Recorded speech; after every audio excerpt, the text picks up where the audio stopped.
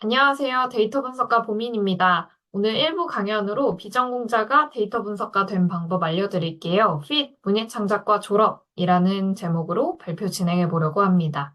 먼저 앞에서도 잠깐 소개를 하긴 했지만 강연 본격적으로 시작하기 전에 제 소개 한 번 더 하고 시작해 볼게요. 네, 저는 문예창작과를 졸업하고 데이터 분석가로 일을 시작한 데이터 분석가이고요.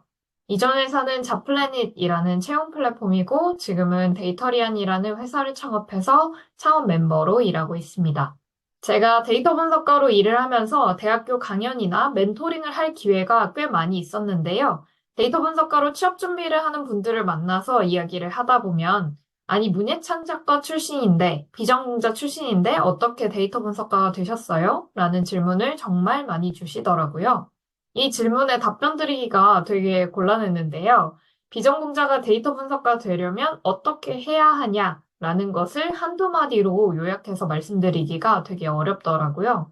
근데 보니까 이런 고민을 하고 계신 분들이 한둘이 아닌 것 같다라는 생각이 들어서 이번 기회에 강연을 빌어 비전공자로 제가 어떻게 취업 준비를 해서 분석가가 될 수 있었는지 이야기를 한번 해보려고 합니다. 먼저 제가 비전공자로 데이터 분석가가 되기 위해 거쳤던 과정들을 한번 적어보았는데요. 비전공자 데이터 분석가 취업 5단계라는 거창한 이름을 한번 붙여보았는데 오늘은 이 목차로 강연을 진행해 볼 예정이에요. 취업 준비를 하기 위해서 저는 이 5단계 과정을 거쳤는데요. 먼저 데이터 분석가 직무에 필요한 스킬을 모두 나열을 해봤고요. 중요도가 높은 것부터 순서를 매겼습니다. 그리고 내가 가지고 있는 스킬과 부족한 스킬을 객관적으로 파악을 좀 해본 뒤에 부족한 스킬들 중에서 무엇부터 공략하면 좋을지를 고민하고 순서대로 채워나갔어요. 그리고 마지막으로 필살 비법까지 더하면 취업에 한 발자국 더 가까워지는데요. 저의 마지막 비법이 무엇이었는지는 끝에 가서 공개해 보도록 하겠습니다. 오늘 강연을 들으시면서 나는 저 단계에서 어떻게 해야 하지? 내 취준에는 어떻게 적용할 수 있을까? 이런 고민들을 해보시면 좋을 것 같아요. 그럼 지금부터 이 5단계에 대해 설명을 한번 해보도록 하겠습니다. 첫 번째 단계는 데이터 분석가 되기 위해서 필요한 스킬 찾기입니다. 먼저 데이터 분석가가 되기 위해 필요한 스킬들이 무엇이 있는지 찾아보겠습니다. 데이터 분석가가 되기 위해 필요한 스킬들을 찾아보려면 채용 공고를 잘 살펴봐야 합니다. 제가 데이터리안 유튜브에 올라가 있는 채용 공고 읽기 시리즈에서도 이야기를 많이 했는데요. 채용 공고는 회사가 우리는 지금 이 포지션에서 이런 일을 해줄 이런 스킬들을 가진 사람을 찾고 있어요. 라고 공식적으로 작성해 놓은 문서입니다. 데이터 분석가 취업 준비를 시작하기 위해서 방향성을 잡을 때에는 채용 공고를 하나씩 보기보다는 여러 개의 공고를 한꺼번에 읽어보면서 공통으로 나오는 스킬이 무엇이 있는지를 찾아보는 게 좋은데요. 데이터 분석가 직무에 필요한 스킬들은 채용 공고에서도 자격 요건과 우대사항 항목에 들어 있습니다. 네, 그런데 두 섹션에 작성되어 있는 스킬은 그 중요도가 조금 달라요. 자격 요건에 들어있는 스킬은 채용하시는 분들이 이 직무로 일하기 위해서는 이 정도 자격은 꼭 갖춰야 한다. 라고 생각하는 그런 스킬들을 넣어놨다고 생각하면 되고요. 우대사항에 들어있는 스킬은 이런 것들에 대해서도 추가로 알면 좋지만 지원할 때는 몰라도 괜찮다. 회사에 오면 알려줄 수 있긴 한데 이미 이런 내용들을 알고 있는 분이라면 회사 입장에서 이미 알고 있는 게 여러모로 좋으니까 우대를 해드릴게요. 이렇게 이야기를 하는 스킬이라고 생각을 해주시면 됩니다. 그렇다면 데이터 분석가 채용 공고를 충분히 많이 모아서 자격 요건에 나와 있는 스킬과 우대 사항에 나와 있는 스킬들을 다 뽑아본 다음에 공통으로 나오는 스킬들을 줄 세워보면 그게 바로 데이터 분석가 직무에 필요한 스킬들이라고 할 수 있지 않을까요? 네, 맞습니다. 그렇게 해보면 데이터 분석가가 되기 위해서 필요한 스킬들을 찾을 수가 있어요.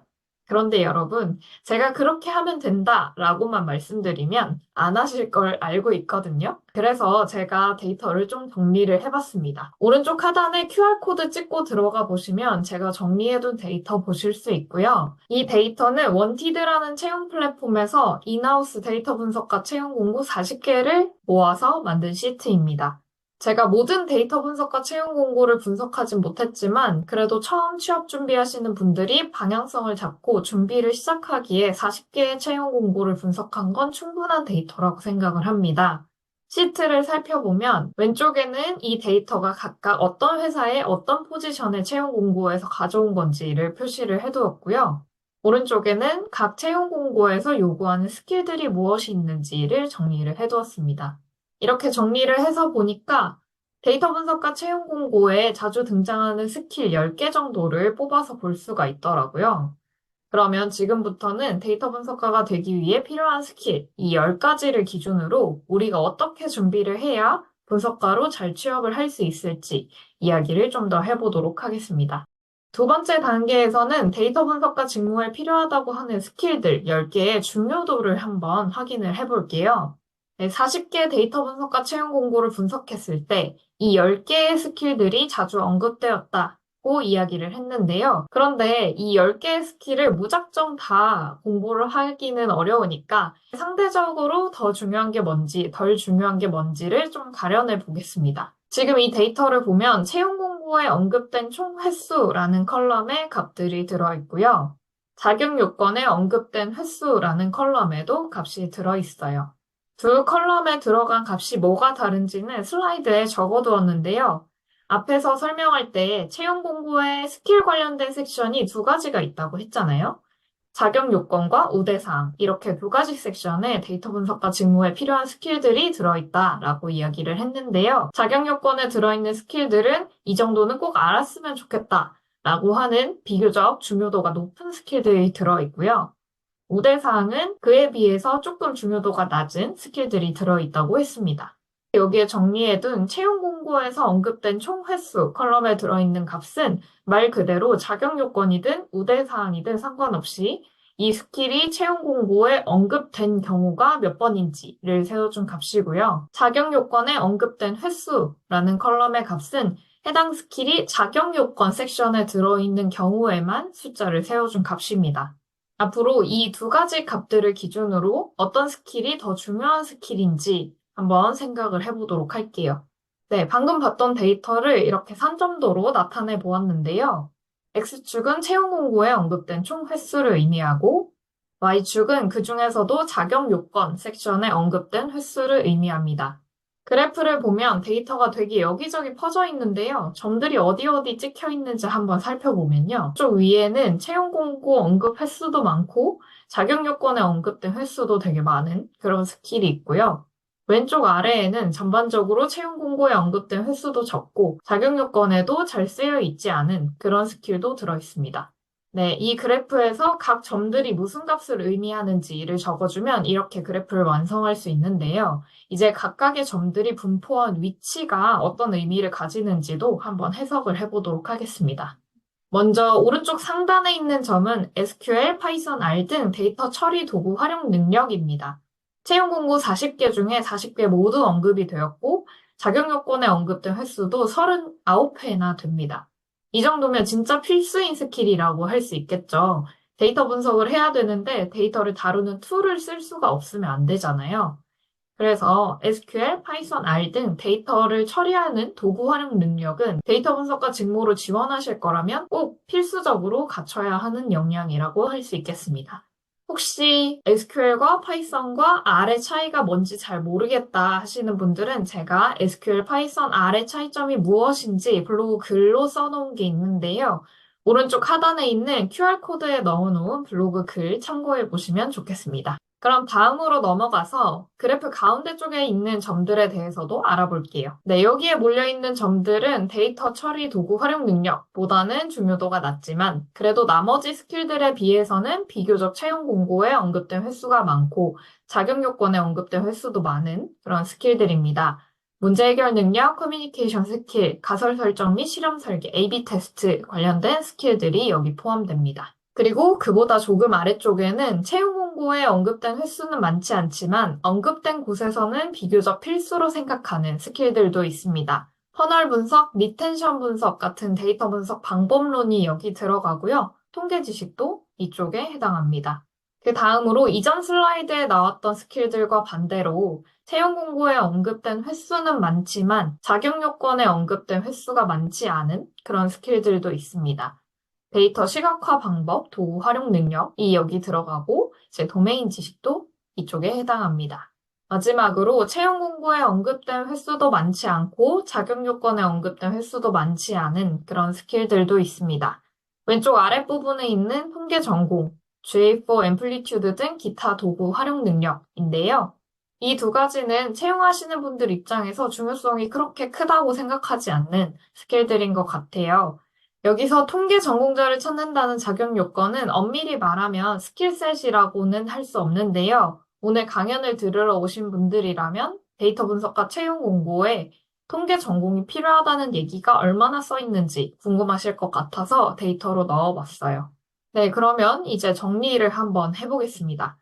인하우스 데이터 분석가 채용 공고 40개를 살펴보고 데이터 분석가로 취업하기 위해서 필요한 스킬이 무엇이 있는지, 그 중에서도 채용하는 분들이 중요하게 생각하는 스킬들이 뭐가 있는지 가려내 보았는데요. 저는 세 가지 분류로 이 스킬들을 나눠봤어요. 없으면 안 되는 스킬, 중요도가 높은 스킬, 중요도가 낮은 스킬. 이렇게 세 가지 종류로 분류해서 스킬들을 나눠봤고요. 먼저 취업 불가. 없으면 안 되는 스킬에는 SQL, 파이썬, R 등 데이터 처리 도구 활용 능력이 들어가 있고요. 중요도가 높은 스킬에는 문제 해결 능력, 커뮤니케이션 스킬, 가설 설정 및 실험 설계가 들어있습니다. 그리고 중요도가 낮은 스킬에는 퍼널 분석, 리텐션 분석 등 데이터 분석 방법론이 들어있고 통계 지식이나 데이터 시각화 관련된 내용, 도메인 지식, 통계 전공, GA4 앰플리튜드 등 기타 도구 활용 능력 등이 들어갈 수 있을 것 같아요. 네, 이 정도면 채용 공고에 나와 있는 데이터는 엄청 열심히 뜯어본 것 같습니다. 데이터 분석가를 채용하고 싶어 하는 분들이 원하는 스킬이 뭔지, 어떤 것들을 더 중요하다고 생각을 하시는지를 이제 정확하게 알게 된 것 같아요. 그러면 지금부터는 내가 준비가 얼마나 되었는지도 한번 체크를 해봐야겠죠? 네, 세 번째 단계는 내가 가진 것, 부족한 것, 파악하기입니다. 앞에서 정리한 데이터 분석 직무에 필요한 스킬, 중요도를 기준으로 내가 가지고 있는 것은 무엇이 있는지, 부족한 것은 무엇이 있는지, 어떻게 채워보면 좋을지 한번 이야기를 해보도록 하겠습니다. 여기서는 좀 예시가 필요할 것 같아요.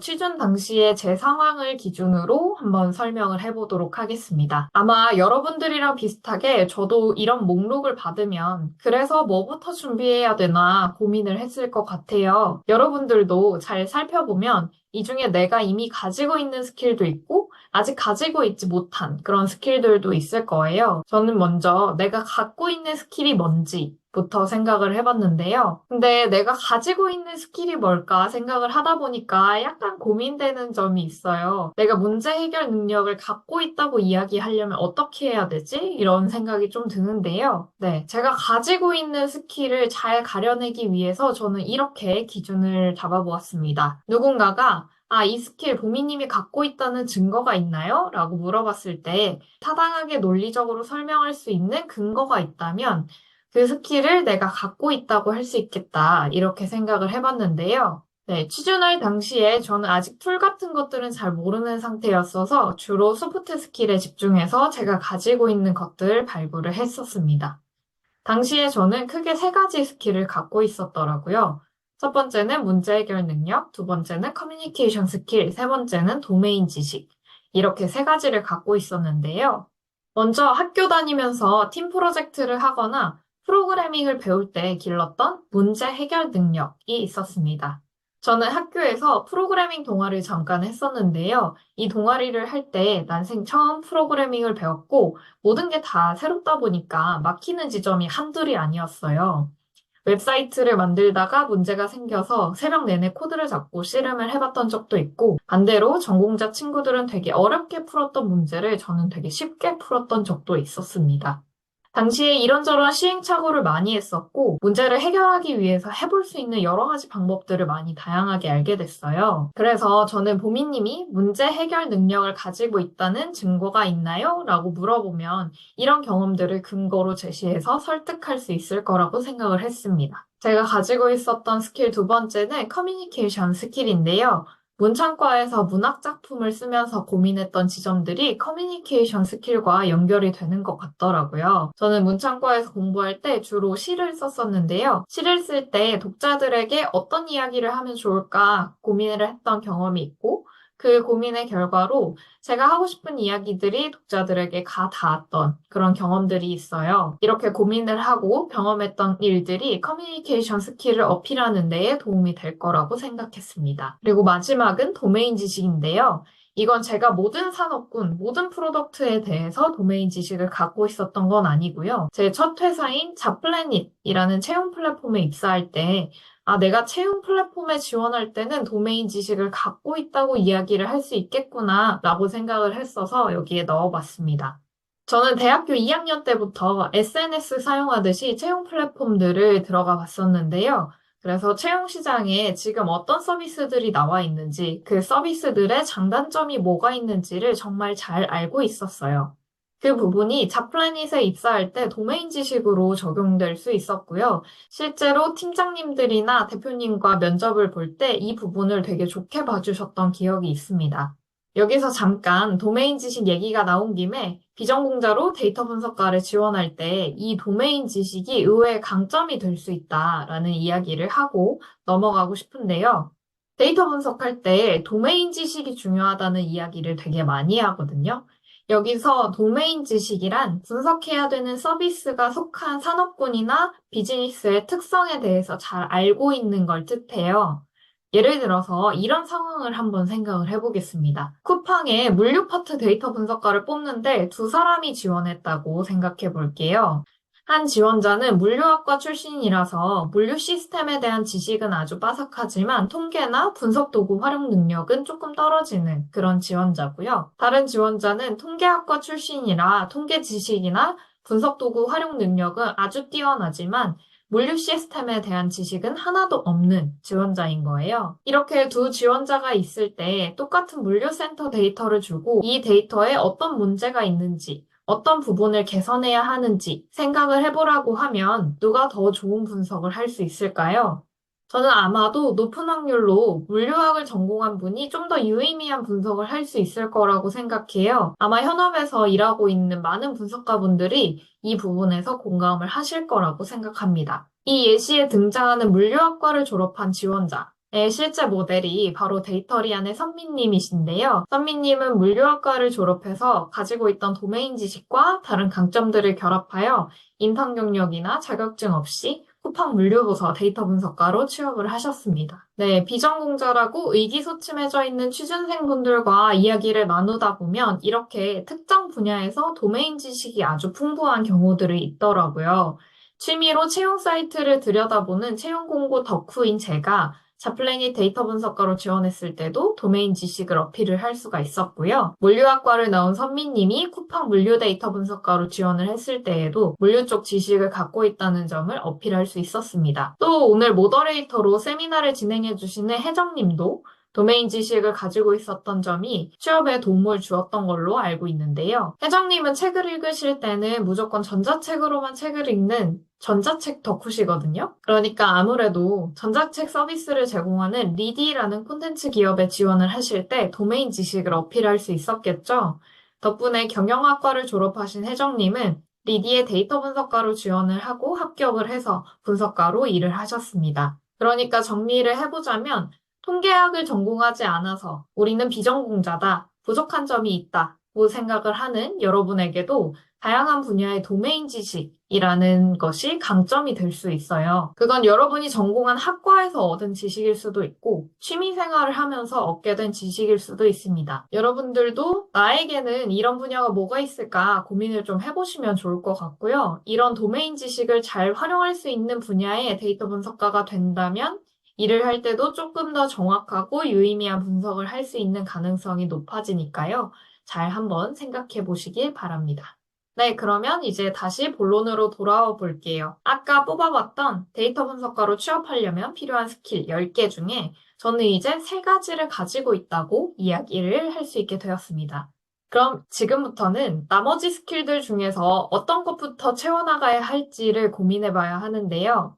여기서 잘 생각해 보셔야 하는 게 중요도가 높은 스킬이라고 해서 무작정 공부를 시작하거나 중요도가 낮은 스킬이라고 해서 처음부터 버리고 시작하는 건 현명하지 않은 선택일 수 있거든요.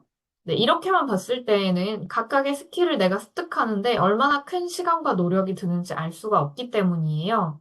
그래서 네 번째 단계로는 부족한 스킬들 중에 무엇부터 채워나가야 할지 그 우선순위를 한번 정해보도록 하겠습니다. 여러 가지 일들이 한꺼번에 몰려왔을 때 무엇을 먼저 해야 할지 고민이 된다면 Impact Effort Matrix라는 걸 그려보면 도움이 됩니다. 이 그래프를 그릴 때에는 X축에는 이 일을 하기 위해서 얼마나 큰 시간과 노력이 필요한지를 표시하고요. Y축에는 이걸 해냈을 때 임팩트가 얼마나 클지를 표시합니다. 업무나 과제를 할 때 이렇게 임팩트와 에포트 두 가지 기준으로 나누어서 이 작업이 얼마나 어려운지, 해당 업무나 과제를 끝마쳤을 때 어떤 결과가 있을지를 대략적으로 확인을 하면 무슨 일부터 해야 할지를 조금 더 쉽게 결정을 할 수가 있습니다. 지금 보면 그래프가 4개의 영역으로 나눠져 있는데요. 각 영역이 무엇을 의미하는지도 조금만 더 자세히 살펴볼게요. 먼저 왼쪽 위에 있는 이제 웬스 영역은 작은 노력으로 큰 임팩트를 낼 수 있는 일들이 들어있는 영역이에요. 쉽게 승리할 수 있는 일들이 여기에 있으니까 다른 일들보다 여기 들어있는 일들을 먼저 해야만 합니다. 그 다음으로 오른쪽 아래를 보면 여기는 노력은 많이 드는데 결과가 크게 나오지 않는 영역이에요. 효율적으로 일하고 싶다면 여기에 들어가는 일들은 하면 안 됩니다. 또 이번엔 오른쪽 위를 한번 볼게요. 여기는 일을 제대로 완수하려면 노력이 많이 들기는 하는데 일을 끝내고 났을 때 그 결과가 비교적 크게 돌아올 것으로 예상이 되는 그런 영역입니다. 노력이 많이 들긴 하지만 임팩트도 크니까 약간 도박 같은 일들이라고 할 수 있겠는데요. 저만큼의 노력을 들일 수 있다면 큰 임팩트를 내기 위해서 베팅을 한번 해볼 수 있을 것 같아요. 이 영역에 들어있는 일들은 노력이 얼마나 필요한지, 결과가 얼마나 크게 나오는지에 따라서 우선순위를 아주 유동적으로 조절할 수 있습니다. 자, 마지막으로 왼쪽 아래에는 노력이 별로 안 드는데 일을 마쳤을 때 임팩트도 그리 크지 않은 일들이 들어있어요. 아마 자잘자잘한 그런 작업들인 것 같은데요. 쉽게 할 수는 있으니까 일단 해놓으면 뭔가 개선이 되긴 할 건데 결과적으로 드라마틱한 개선이나 임팩트가 있진 않을 것 같아요. 여기에 들어가는 일들도 아까 도박 같은 일들이라고 했던 오른쪽 위에 들어있는 일들과 마찬가지로 노력이 얼마나 드는지, 임팩트가 얼마나 큰지에 따라서 우선순위를 아주 유동적으로 정해볼 수 있을 겁니다. 자, 그러면 이 그래프는 이해가 되셨을 것 같아요. 지금부터는 이 매트릭을 어떻게 쓰는지도 알려드리도록 하겠습니다. 데이터 분석가에게 필요한 스킬들 중에 제가 가지고 있지 않았던 스킬들, 제가 채워나가야 하는 스킬들을 이 매트릭 위에 올려놓고 우선순위를 매겨보도록 하겠습니다. 먼저 각 스킬들의 임팩트가 얼마나 될지 생각해 볼 건데요. 앞에서 그려본 산점도 그래프에서 작용 요건에 언급된 횟수라는 값이 얼마나 중요한지를 나타낸 거라고 했잖아요. 이게 결국에는 각 스킬의 임팩트라고 할 수 있지 않을까요? 네, 저는 일단 그렇게 생각하고 진행을 해보려고 하는데요. 아까 본 그래프의 세로축을 임팩트로 바꾸어서 이 스킬들을 줄 세워 봤습니다. 아까 말씀드렸던 것처럼 여기서는 제가 가지고 있지 않은 스킬들을 기준으로 뭘 먼저 해야 할지를 찾는 거라서 제가 갖고 있는 스킬 3개는 빼고 나머지 스킬들을 작성을 해봤어요. 여러분이 임팩트 에포트 매트릭스를 그리신다면 여러분이 지금 갖고 있지 않은 앞으로 채워나가야 하는 스킬들을 이렇게 나열을 해보시면 될 거고요. 저는 이렇게 두고 보니까 맨 위에 있는 SQL, 파이썬, R 등 데이터 처리 도구 활용 능력. 이게 임팩트가 다른 스킬들에 비해서 너무 넘사벽이더라고요. 아까도 얘기했지만 그래서 이 스킬은 데이터 분석가 할 거면 그냥 해야 된다. 이 매트릭 그리는 거랑 상관없이 그냥 해야 된다. 이렇게 생각을 할 거고요. 그 외의 스킬들 중에서, 고만고만한 스킬들 중에서 우선순위가 뭐가 높은지를 찾아보는 게 중요할 것 같아요. 그러면 여기서 매트릭을 좀 더 그려보도록 하겠습니다. 네, Y축에 있는 임팩트는 대략 구분이 되었으니까 이제 각 스킬을 습득하는데 노력이 얼마나 들지도 생각을 해봐야 하는데요. 먼저 저는 에포트 축을 그려봤고요. 이제 이 축 위에서 어느 쪽에 각 스킬들이 위치할지를 생각을 해볼게요. 딱 훑어보니까 이 중에 딱 봐도 에포트가 높은 게 있더라고요. 여러분들이 비전공자라면 아마 이건 저랑 비슷할 것 같은데요. 여러분이 이미 문예창작과로 학사 졸업을 했는데 또는 할 예정인데 지금부터 시작해서 통계학 전공자로 졸업을 하려면 편입을 한다 해도 최소 2년이고 등록금도 추가로 들고 그 기간 내에 졸업을 한다는 보장도 없잖아요. 그러니까 저는 통계 전공을 해야 한다는 저 자격 요건을 갖추려면 시간과 노력이 엄청나게 들 겁니다. 그렇다면 이 스킬은 그래프에서 저 멀리 뒤쪽으로 보내버릴 거고요. 그 다음으로 통계 지식도 있었죠. 저는 취준할 당시에 통계 쪽은 하나도 몰랐기 때문에 통계 지식을 단기간에 쌓으려면 노력을 해야 했습니다. 그래도 통계 전공을 하는 것보다는 노력이 좀 덜 들 수도 있을 것 같아요. 물론 학문의 세계는 넓고 심오하지만 아주 기본적인 통계 지식을 갖추는 정도만 목표로 삼는다면 그래도 한 중간 정도의 노력이면 할 수 있지 않을까 싶습니다. 통계 지식은 가운데다가 가져다 놓겠습니다. 네, 이런 식으로 스킬별로 내가 이 스킬을 습득하기 위해서 들여야 하는 노력을 대략적으로 비교를 해보면요. 취업 당시에 제가 필요했던 스킬들은 이렇게 나열을 해볼 수가 있습니다. 저는 저의 상황을 기준으로 각 스킬들을 습득하기 위해 들이는 노력을 대략적으로 생각을 해본 거고요. 본인이 가지고 있는 백그라운드 지식이나 여러 가지 상황들에 따라서도 스킬별로 들여야 하는 노력의 양이 달라질 거기 때문에 최종적으로 그려지는 이 매트릭 모양은 사람마다 다 다르게 나올 겁니다. 그 부분 참고를 해주시면 좋을 것 같고요. 그러면 이제 임팩트 에포트 매트릭스에서 우선순위 매기는 방법을 참고를 해가지고 어떤 스킬을 제가 먼저 공부를 해야 할지 순서를 매겨볼게요. 네, 저는 이렇게 순서를 매겼습니다. 이 순서에도 사실 정답이 있는 건 아니에요. 여기서부터는 여러분이 잘 고민을 해서 우선순위를 판단하셔야 하고요. 순서를 정한 이후에는 정해진 순서대로 스킬들을 채워나가면 됩니다.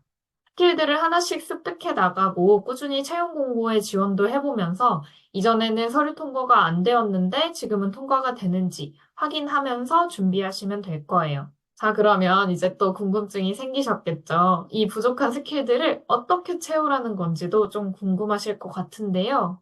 오늘 이 전체 스킬 10개를 어떻게 공부하면 좋을지 이야기를 하려면 제가 2시간이 훨씬 넘는 강연을 해야 할 것 같아서 몇 가지 스킬들을 습득할 때 유용한 방법만 알려드리고 넘어가 보도록 하겠습니다. 먼저 필수 중에 필수라고 했던 SQL, 파이썬, R 등 데이터 처리 도구 활용 능력. 이걸 기르고 싶을 때는요. 책이나 블로그, 유튜브를 보면서 독학으로 공부하는 방법도 있고요. 강의나 부트캠프를 등록해서 공부하는 방법도 있습니다. 일단 SQL을 기준으로 먼저 몇 가지 정보를 알려드릴게요. 저희 블로그에 SQL 책 추천 글을 써놓은 게 있는데요. 여기 있는 책들이 저희가 분석가로 취업할 때 또는 일할 때 도움을 많이 받았던 책들이거든요. 혹시 책으로 공부하고 싶다, 추천책 리스트가 필요하다 하시는 분들은 오른쪽 아래에 있는 QR코드 찍어서 블로그 글 들어가 보시면 좋을 것 같고요. 또 분석가에게 필요한 SQL 데이터 분석 스킬을 강의나 부트캠프 형태로 공부하고 싶으신 분들은 데이터리안에서 운영하는 SQL 데이터 분석 캠프 커리큘럼도 참고해 보시면 좋을 것 같습니다. 이것도 저희가 취업 준비를 하면서 현업에서 분석가로 일하면서 필요하다고 생각했던 내용들만 모아 만든 과정이라 아마 커리큘럼만 참고하셔도 다른 부트캠프랑 비교해 보시고 선택하시는 데 도움이 많이 되실 거예요.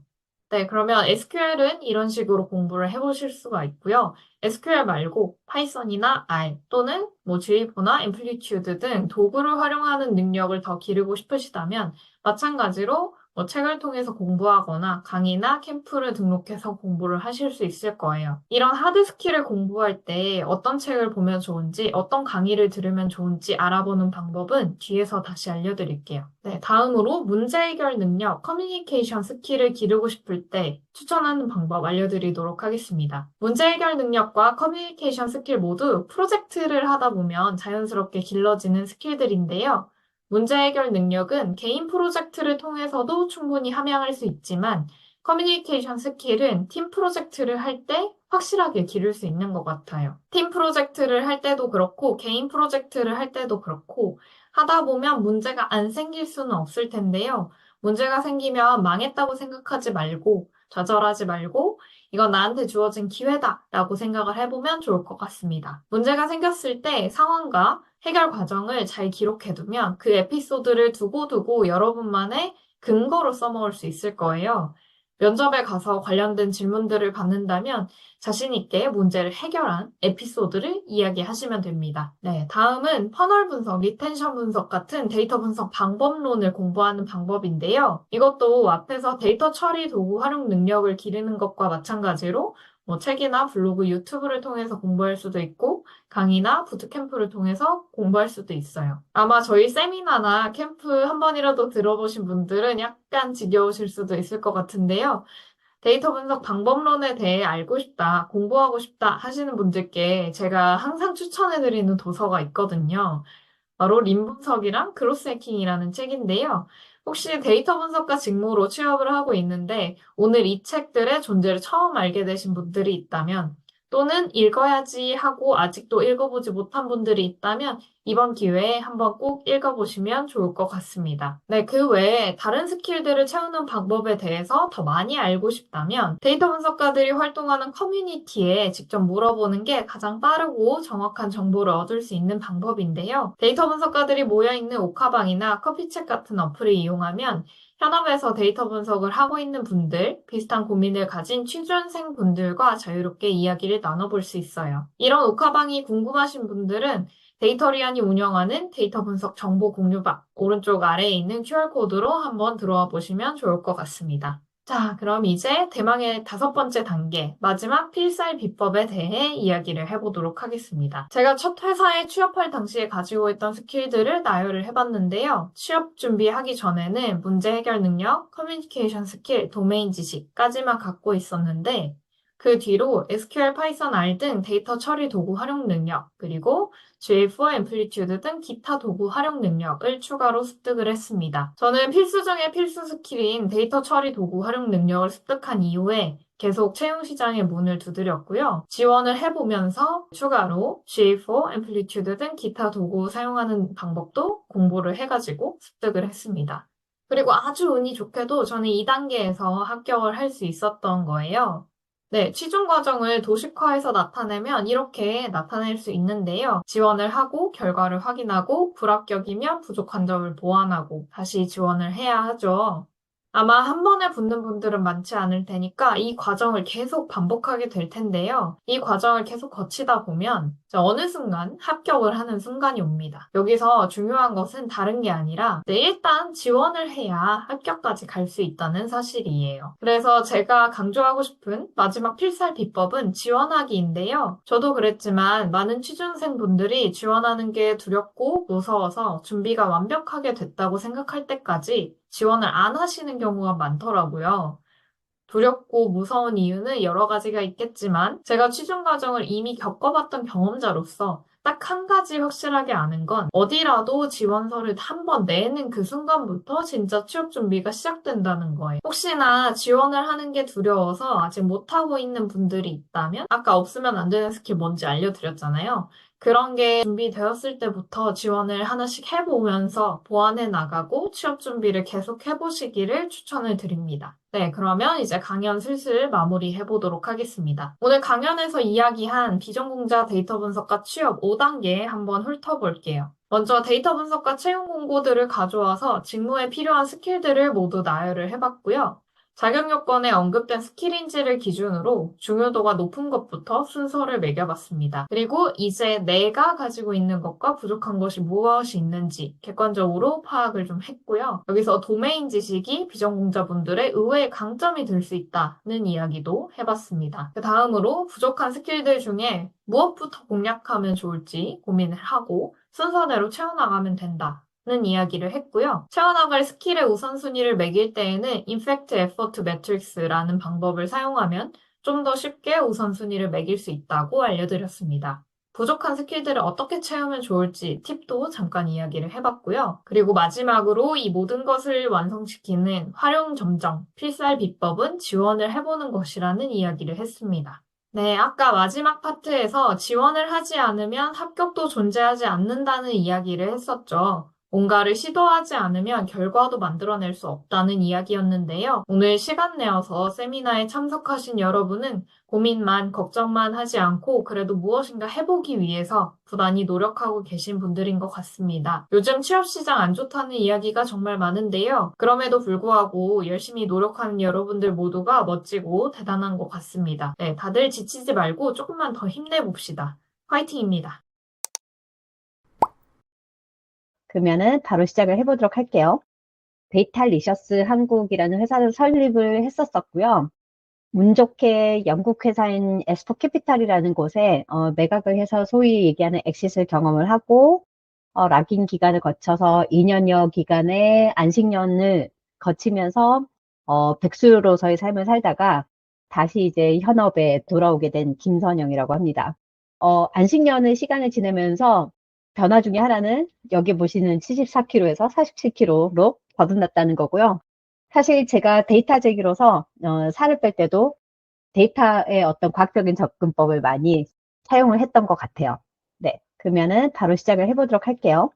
오늘 발표의 스토리라인은 이렇게 됩니다. 이제 좀 개요적인 부분에 있어서 좀 어떤 식으로 이제 그 컨설팅 회사의 데이터 분석가가 일하는지에 대해서 설명을 드리고, 그 각각의 좀 강론에 대해서 설명을 드리고, 궁극적으로 이제 컨설팅 회사 분석가가 되려면은 어떤 내공이나 경험을 쌓아야 되는가, 어떤 스텝을 밟아야 되는가, 이런 부분에 대해서 얘기를 좀 해볼게요.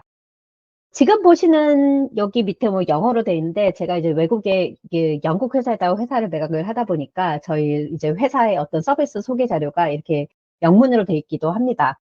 근데 제가 이 영문으로 돼 있는 자료를 그대로 이제 가지고 온 이유 중에 하나는 뭐냐면, 컨설팅 회사는 사실은 이게 조금 저렴한 단어를 써서 그렇지만 뽀대로 일을 합니다. 그래서 컨설팅 회사가 컨설팅의 어떤 서비스를 어떻게 포장을 하는지도 보여드리고 싶어서 이런 내용을 가지고 왔고요. 그래서 데이터 어드바이저리라고 되어 있는데, 이 부분은 어떻게 생각하면 고객사 내부의 데이터를 어떻게 자산을 관리를 하고 있고 거버넌스는 어떻게 되고 이런 것들을 이제 진단해서 거시적인 전략을 수립하는 그런 이제 컨설팅 서비스라고 볼 수가 있고요. 데이터 인프라라고 하면은 이제 주로 이제 그 데이터의 어떤 설계를 하는 아키텍트나 데이터 엔지니어가 주 역할을 하긴 하지만은 분석가들도 역할을 하기는 해요. 그래서 고객사 데이터 인프라에 대한 이해를 바탕으로 해서 어떤 데이터가 필요한지, 그리고 데이터를 어떤 형태로 수집해야 되는지 이런 설계 부분에 있어서는 데이터 분석가가 또 역할을 하고요.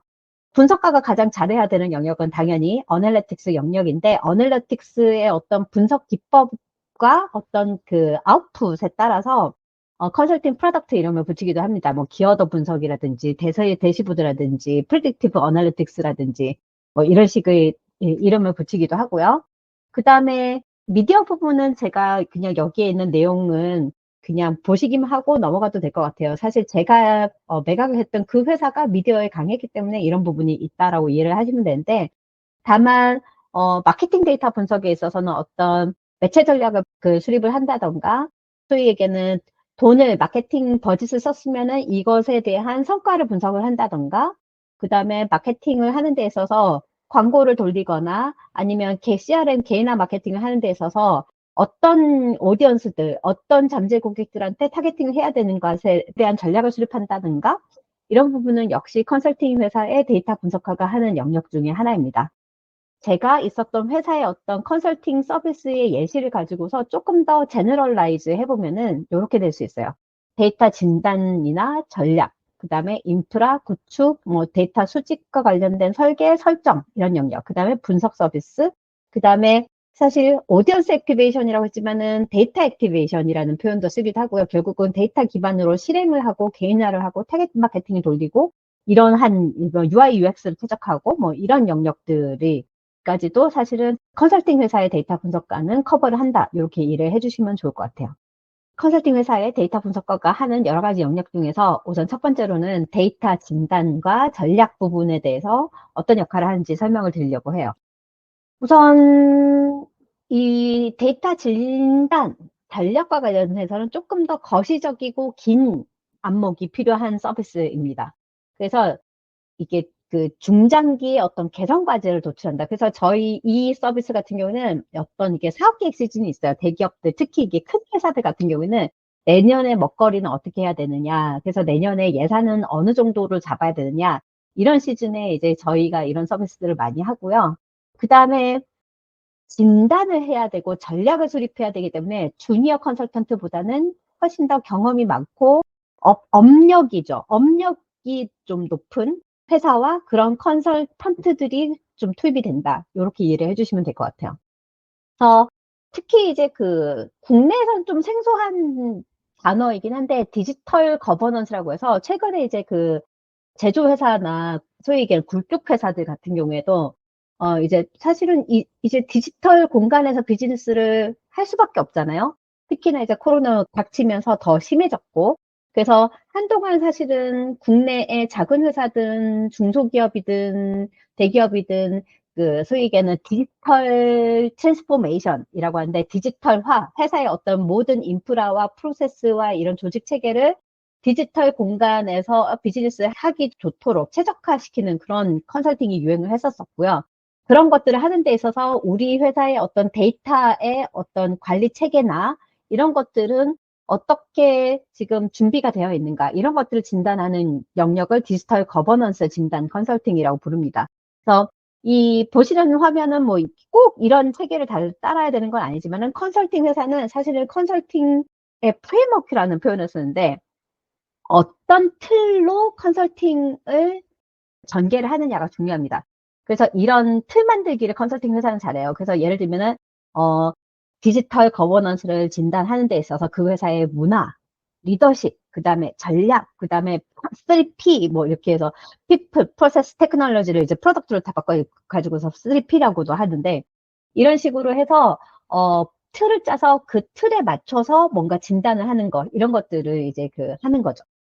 그래서 이 틀의 예시를 제가 좀 더 이제 세분화돼서 보여드리는데 중요한 건 뭐냐면 컨설턴트라 하면은 이런 틀을 짤 수 있는 능력이 좀 필요해요.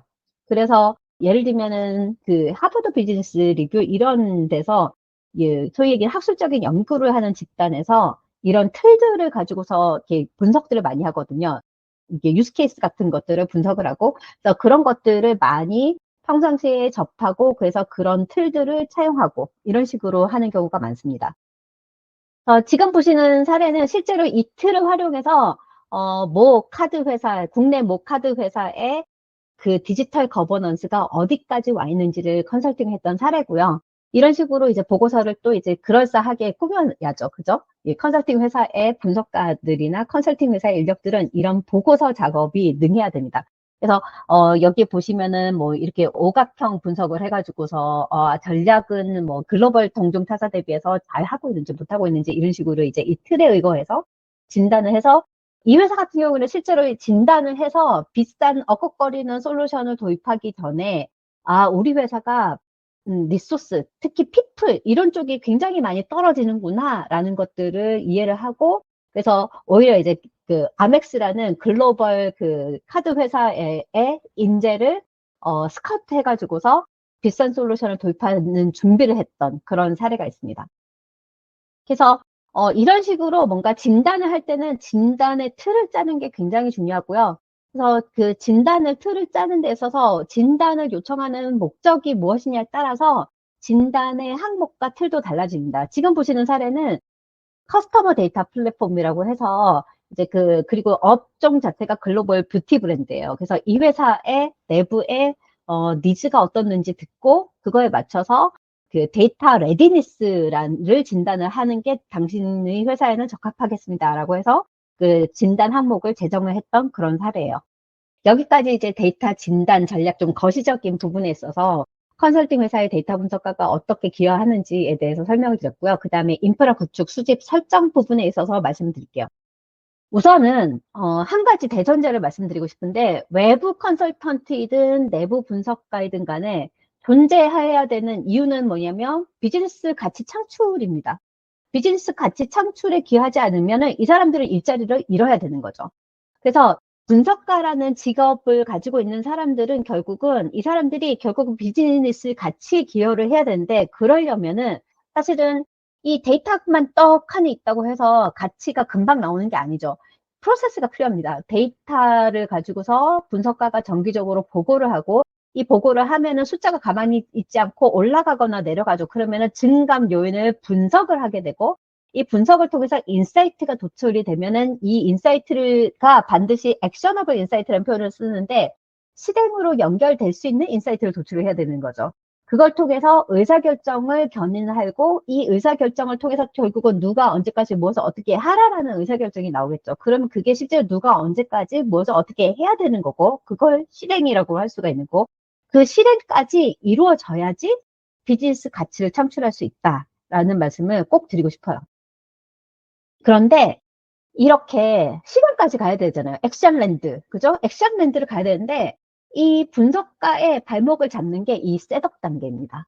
데이터를 수집하고 측정하고 보고를 하고, 이 앞 단계가 제대로 되지 않으면은 액션 단계로 넘어갈 수가 없는데, 대체로 이제 인하우스의 분석가들 대비해서 수요가 많은 영역이 이 셋업 영역이라고 할 수가 있어요. 왜냐하면은 내부의 데이터 분석가들은 보고서를 만들고 내부에 어떤 이렇게 정기적인 분석을 하는 역할이 많은 반면에, 물론 이제 이런 데이터 수집 설계에 관여가 되는 경우도 많습니다만, 너무 이게 그 배경 중에 하나가 뭐냐면은 마케팅 테크놀로지가 너무나 복잡하다 해서 분석가가 한 명이나 1개 부서에 뭐 사람이 뭐 10명, 20명이 되더라도 모든 마케팅 테크놀로지를 커버를 할 수 없기 때문에 사실은 외부에 의존하는 경우가 꽤 많아요. 그래서 이 비즈니스 가치 창출을 통해서 특히 외부 컨설턴트들이 기여를 많이 하는 부분이 좀 이 데이터 구축, 수집, 설정 단계 부분이다라고 이해를 하시면 좋을 것 같고요. 그리고 사실은 데이터 분석이라는 걸 할 때 이런 분석들을 해요, 실제로. 이제 이런 분석들을 하는데, 이런 분석들을 하는 데 있어서 어떤 그 데이터가 소위 저는 이제 예쁘다라는 표현을 쓰는데, 텍소노미라고 해서 어떤 데이터가 예를 들면 이런 제가 실제로 겪었던 사례인데, 홈쇼핑 회사예요. 그것도 우리나라에서 대단히 큰 회사인데, 어떤 화면에 있는 버튼인지도 모르는 상태로 버튼 1, 버튼 2, 버튼 3 이런 식으로 데이터 수집이 돼요.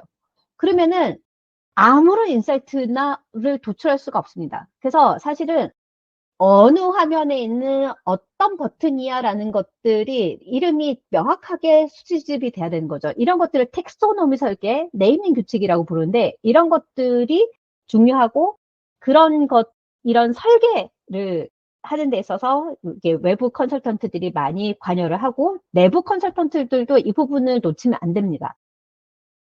지금 제가 이제 그 외부 컨설턴트들이 일하는 방식을 한 가지 이제 예시를 보여드리는데, 이 셋업 단계에서 보통 이제 이 비즈니스 요건 정의를 먼저 하게 돼요. 그래서 requirement gathering 단계라고 하는데, 이때 이제 내부 분석가와 외부 분석가가 협업을 같이 잘 해야 됩니다. 그래서 우리가 데이터 수집을 왜 하고 어떤 분석을 하고 싶은지 이런 요건 정의가 되지 않으면은 굉장히 흐리멍텅한 데이터 수집 설계가 되기 때문에 가장 중요한 단계라고 볼 수가 있고요.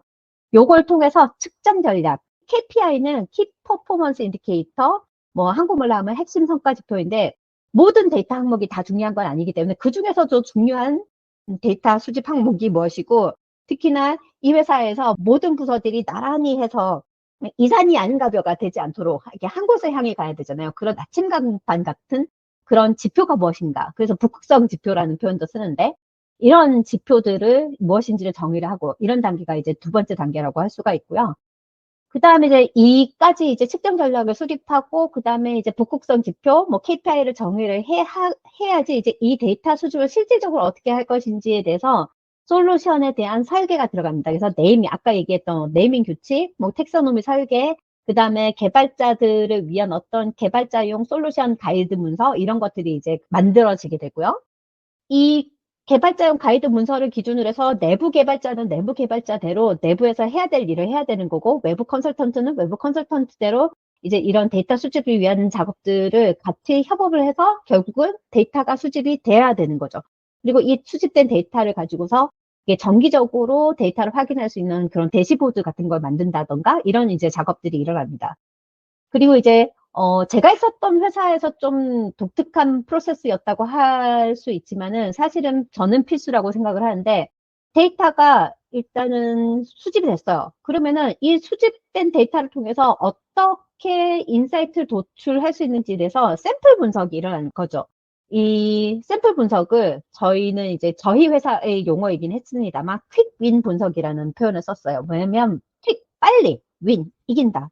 그래서 사실은 작은 성공들이 많이 돼야지 결국은 데이터 기반 의사결정의 어떤 문화를 조직 내에 뿌리 깊이 있게 박을 수 있기 때문에, 심을 수 있기 때문에 사실은 이런 이제 빨리 이기는 그래서 저희는 이제 이런 구축 프로젝트를 할 때 퀵윈이 중요하게 생각하기 때문에 3개월 이내에 모든 구축을 끝낸다. 이런 것들을 좀 중요하게 여겼어요.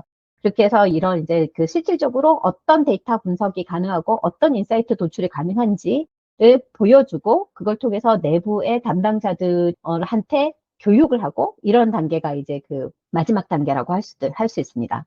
그래서 보통은 이 절차가 뭐 생략되는 경우도 있고 더 복잡한 경우도 있는데 보통은 이렇게 이제 구축 수집 단계에서는 이런 과정을 거친다라고 이해를 할 수가 있고요.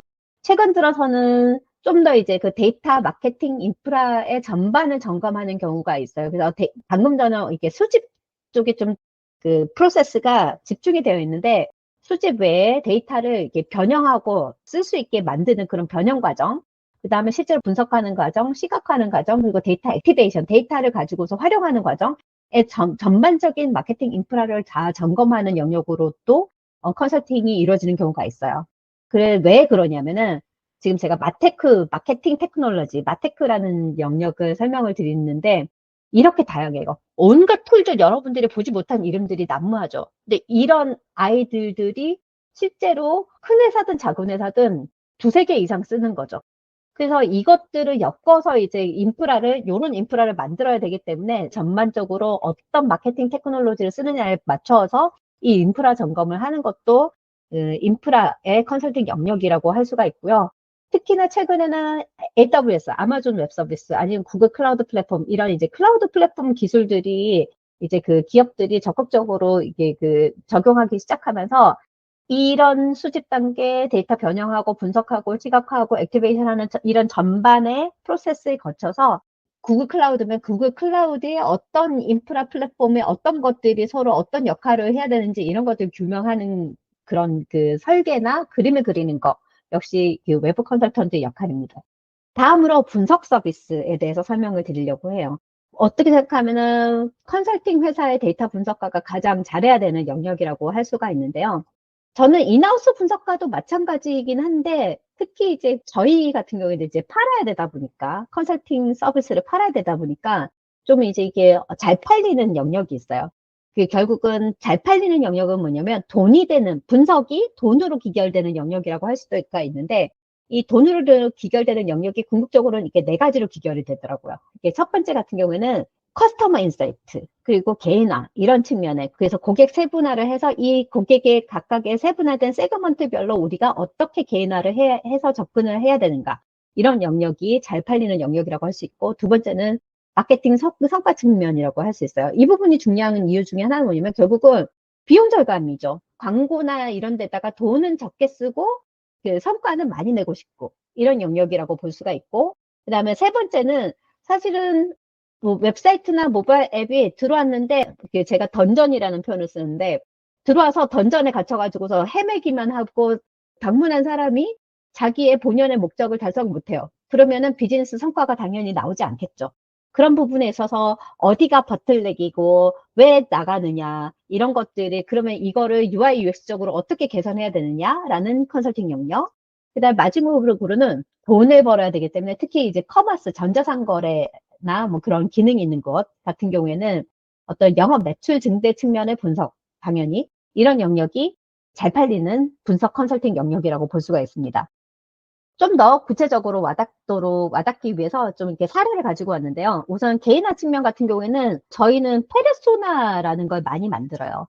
그래서 예를 들면은 유익 키워드 같은 경우에는 좋은 것 중에 하나가 뭐냐면 방문 목적을 우리가 알 수 있는 그런 그 단초가 되기 때문에 이 유익 키워드 가지고서 방문 목적 페르소나 같은 걸 많이 만들어요. 그래서 지금 보시는 사례는 여행사 사례라서 이런 식으로 럭셔리 여행죠, 뭐 할인, 왜 할인이라는 단어를 가지고 들어오는 경우 이런 식으로 이제 키워드를 가지고서 분류 작업을 해가지고서 이런 식으로 페르소나를 만들어 가지고서 그 사람들의 이제 그 다양한 분석들을 하는 거죠. 어느 국가를 좋아하는지, 뭐 어느 도시를 좋아하는지 이런 이제 그 다양한 이제 분석을 해서 이 사람들한테 결국은 고객 세분화 분석을 하면은 그 사람들한테 각각의 고객 세그먼트별로 어떻게 다르게 접근할 것인가에 대한 인사이트가 나오기 때문에 결국은 개인화 메시지들을 풀릴 수 있는 거고, 이걸 통해서 구매를 더 많이 발생시키는 게 목적인 거죠. 다음 보시는 특히나 이제 그 고객 인사이트 개인화 측면에서는 로열티 분석이 핵심이라고 할 수 있습니다. 우리가 돈 되는 고객은 따로 있거든요. 그래서 돈 되는 고객을 정의하고 이 사람들의 행동 패턴이나 이 사람들을 규명을 하게 되면은 이 사람들을 더 많이, 어떻게 하면 더 많이 만들 수 있을까에 대한 인사이트 도출이 가능한 거죠. 다음으로는 이제 마케팅 성과 측면에서 기여도 분석이라는 것들을 많이 해요. 기여도 분석이라는 건 뭐냐면, 여기 이제 왼쪽 상단의 그림처럼 실제로 구매가 일어나기 전에 우리의 소비자들은 배너 광고도 봤다가, 여기 네 번째 줄 같은 경우에 예를 들면 배너 광고를 봤다가 그 다음에 파워블로거들 우리가 운영을 했던 그런 파워블로그의 컨텐츠를 보고 들어왔다가, 그 다음에 뭐 내가 제휴 마케팅 해가지고서 그것도 통해서 보고 들어왔다가, 결국은 나중에는 우리가 검색 키워드 광고를 했는데 그 키워드를 타고 들어와서 결국은 구매를 했다. 이런 복잡다단한 구매 경로가 존재하는 거죠. 그래서 이렇게 복잡다단하면 도대체 배너 광고가 우리가 만약 100만 원을 벌었으면 배너 광고 덕분이야 라고 얘기를 할 건지, 아니면 검색 키워드 광고 덕분이야 라고 얘기를 할 건지 헷갈리잖아요. 근데 그거를 명확하게 규명하지 않으면 어느 매체에다 돈을 얼마나 태워야 될지가 안 나오는 거죠. 그런 것들 때문에 이런 분석을 한다라고 이해를 하시면 좋을 것 같아요. 그리고 더 나아가서는 심지어는 TV 광고에 대해 저희 고객사들은 특히나 좀 이렇게 그 데이터에 대해서 그냥 궁금한 수준이 아니라 그 뭐라고 했지? obsession이라고 하죠. 집착하는 수준으로 데이터 분석에 혈안이 되어 있는 경우가 많았어요. 그래서 TV 광고는 사실은 그 디지털 마케팅을 분석하는 도구로 TV 광고의 성과 측정을 하는 거는 굉장히 한계가 있어요. 왜냐하면 TV를 광고를 보잖아요. 근데 웹사이트는 모바일 앱을 봤어요. 그거에 그 전후 관계나 원인과 결과 관계를 어떻게 규명을 하냐는 거죠. 근데 규명하려고 노력을 하는 거죠. 그래서 예를 들면은 광고가 온에어 되는 그 타임과 그 타임 시트가 있죠. 광고 큐 시트라고 하는데, 그 광고 큐 시트에 그 광고가 온에어 되는 여느 10분초 데이터랑 이 모바일 앱의 방문 여느 10분초 데이터를 연결을 해가지고서 뭔가 이제 연계 분석을 했던 그런 사례예요. 그걸 통해서 실질적으로 공중파보다는 저에게는 종편이 낫더라. 아니면 뉴스보다는 뭐 예능 프로그램이 낫더라. 프로그램의 전 CM보다는 뭐 후 CM이 낫더라. 이런 식의 인사이트를 도출을 해서 소위 얘기하는 TV 광고의 어느 구자에다가 내 광고를 온에어 시킬 것인가를 계속 끊임없이 튜닝을 최적화를 해서 코스트 퍼 애퀴지션, 소위 얘기하는 고객 획득 비용을 절감했던 그 고객 그 데이터 obsession의 사례가 있어요. 더 나아가서 이렇게 매장이 있는 곳 있죠. 오프라인 매장이 있는 곳 같은 경우에는 또 이제 그 디지털에서의 웹사이트나 커머스몰이나 자사몰을 운영을 하는 게 우리 오프라인의 매장에 방문해서 구매를 하는 데에 기여를 하느냐 안 하느냐, 이것도 뜨거운 감자이거든요. 그거를 또 규명을 하도록 요청을 해가지고서 실질적으로 그 로그인을 하지 않았을 때의 그 행동 패턴 데이터를 어떻게든 로그인을 시켜서, 로그인을 했던 사람들은 트래킹 가능하잖아요. 그거 데이터랑 내부의 카드, 이제 그 멤버십 카드가 있었던 거예요. 그래서 오프라인에서 구매를 할 때 멤버십 카드를 내면은 할인을 해주는 거죠.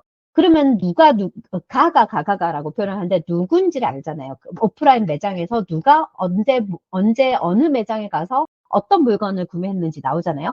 그렇게 온라인 데이터랑 오프라인 데이터를 연결해가지고서 결국은 온라인에서 웹루밍을 활동하는 사람들이 오프라인에 기여든 매출 기여도가 몇 %더라, 이런 것들을 규명했던 그런 사례가 있습니다. 그리고 이제 또 지금 보시는 사례 같은 경우에는 뭐냐면 통신사 사례인데, 낮은 요금제를 쓰는 사람은 업세를 해가지고서 높은 요금제를 쓰는 사람들로 전환을 시켜야 되는 거죠. 그걸 하기 위해서 어느 길목에서 까꿍하고 오퍼를 할 것이냐, 요금제 높여주세요라는 것들은 뭐 그냥 닫자마자 메인 페이지에 들어오자마자 요금제 이럴 수도 있지만은 현명하지 못한 방법이잖아요. 그래서 이런 이제 그 경로 분석을 다 해가지고서 실질적으로 이거는 이제 그 사실 뭐 분석가의 역량 중에 저는 가장 중요한 역량을 엉덩이로 일하는, 오랫동안 앉아서 일해야 되는 그런 인내심이라고도 생각을 하는데, 요 분석을 할 때 굉장히 많은 인내심을 요구를 했었죠. 그래서 이런 모든 경우의 수를 다 분석을 해가지고서 경로별로 이제 다양한 숫자들을 취합을 해가지고서 결국은 인사이트를 도출해서 어디서 깍꿍해서 개인화 배너를 어떤 문구를 할 것인지 이런 것들을 인사이트를 도출했던 사례고요. 보통은 폼이라는 걸 하는데 이런 식으로 이제 이름 이런 거 입력하는 필드가 있는 그런 영역을 폼이라고 부릅니다. 근데 이 입력하다가 어느 폼 필드에서 중도 포기하고 나가느냐라는 거를 폼 이탈 분석이라고 해요. 근데 이 폼이 중요한 이유 중에 하나가 뭐냐면 주문 결제 페이지, 회원가입 페이지, 이런 식으로 뭔가 중요한 비즈니스적으로 중요한 페이지에 이런 입력 폼 필드가 있는 경우가 많아요. 그래서 이 페이지에서 나갔다까지는 우리가 이해를 분석을 하는 데 있어서 쉽게 찾아낼 수 있는데 더 나가서 이 페이지가 입력 폼이 많은 필드가 많은 페이지예요. 근데 어느 필드까지 중도에 입력을 하다가 중도 포기하고 나가느냐에 따라서 또 다른 더 고급화된 인사이트를 도출을 할 수 있는 거죠. 여기 보시는 사례 같은 경우는 이제 그 여행 사이트에서 사례인데 제가 같이 누구랑 같이 가는 거예요. 근데 내 남편이나 가족이 아니고 동반자가 회사 사람일 수 있잖아요. 근데 이 회사 사람의 영문 이름을 우리가 exactly 다 잘 알까요? 몰라요. 근데 이 정보를 입력하지 않으면 그 다음으로 예약을 완료를 지을 수가 없어요. 이거 좀 말이 안 되잖아요. 그럼 또 물어보러 갔다가 중도 포기할 텐데. 그죠? 그러면은 결국은 예약 완료율이 떨어질 수밖에 없잖아요. 이런 것들에 대한 인사이트를 도출을 하는 거죠. 영업 매출 증대 측면에서는 보통 그런 경우가 많아요. 실제로 분석하는 팀이랑 UI, UX를 개선하는 팀이랑 마케팅 팀이랑 저희에는 영업부에서 중요한 직군 중에 하나가 MD라고 해서 멀천다이징, 어떤 제품을 소싱하느냐라는 그런 직군들이 중요한데 이 직군의 사람들은 내 제품만 관심 있거든요. 근데 이거를 정말 어디서 들어와서 내 제품을 상품 상세를 얼마나 보고 장바구니 얼마나 닫고 이걸 되게 디테일하게 보고자 하는 니즈가 있어요. 그래서 이제 그런 것들에 대해서 시시각각 근실시간 수준으로 그런 데이터를 볼 수 있게 해서 이 MD들의 의사결정을 돕는 그런 것들을 한다거나 아니면은 마케팅 팀 내에서도 또 이렇게 판촉 행사, 그 다음에 프로모션 이런 것들이 주 관심사인 팀이 있어요. 이분들이 특히나 매출에 대한 기여도가 높거든요. 그래서 이런 기획점, 프로모션과 관련된 분석을 더 디테일하게 하는 경우도 많아요.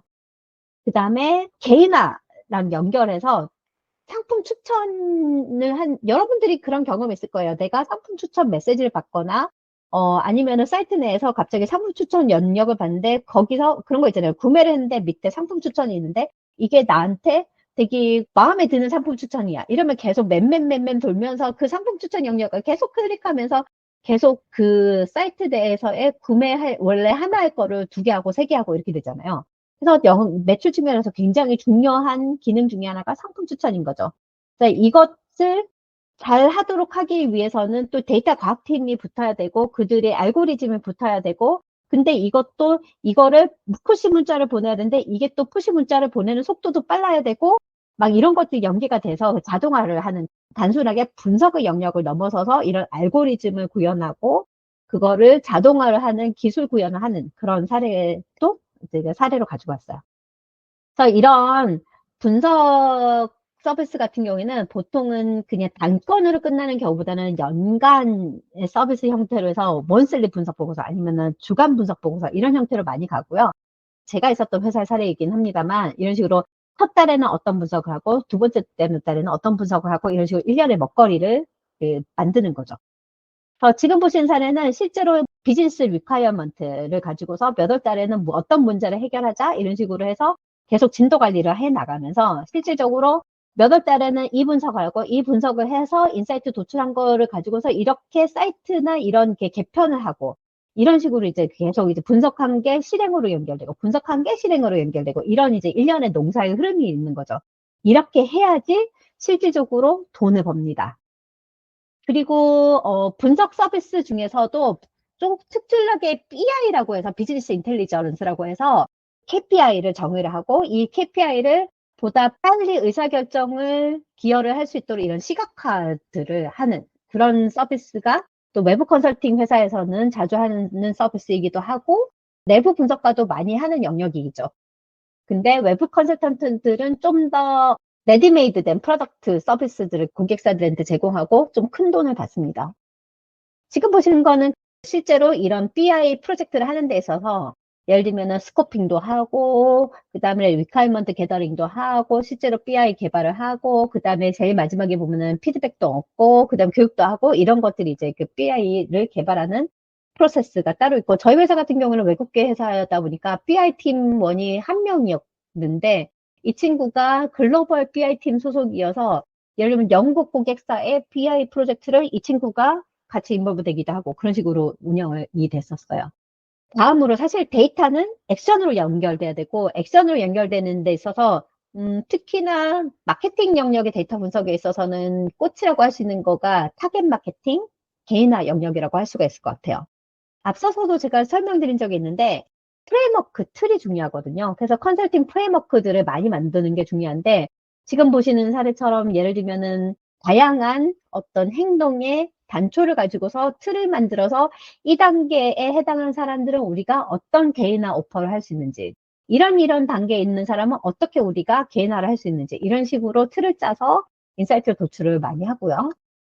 이렇게 하는 이유가 뭐냐면, 이제 그 페이드 미디어 같은 경우에는 우리 사이트 또는 우리 앱 내에서 이런 행동을 한 사람이라는 세그먼트를 만들면은 이 세그먼트를 가지고서 다시 광고 매체에서 look alike라는 표현도 쓰고 similar audience라는 기능, 같은 기능인데 그 광고 매체가 뭐냐에 따라서 같은 기능인데 이름만 달라요. 근데 결국은 우리 사이트나 우리 앱 내에서 이런 행동을 한 사람들과 특성이 유사한 사람들한테 광고를 돌릴 수 있는 그런 기능들을 제공을 하거든요.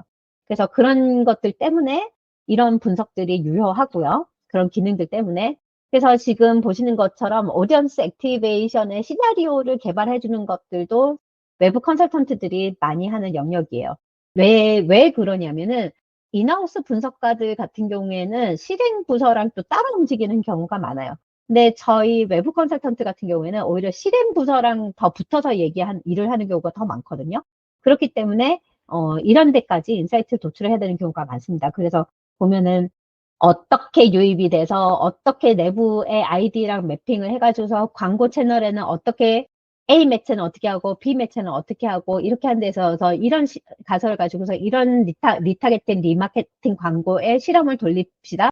이거의 성과는 이런 KPI로 측정합시다. 이런 시나리오들을 개발을 하는 거죠. 그래서 제가 좀 더 이제 그 실질적으로 컨설팅을 해서 성공 경험이 있는 그런 이제 개인화 쪽의 사례를 갖고 왔는데요. 지금 보시는 거는 내부에 분석팀이 있어요. 그래서 내부 분석팀에서 이런 식으로 일반, VIP, VVIP, 골드 이런 고객 세분화 기준이 있어요.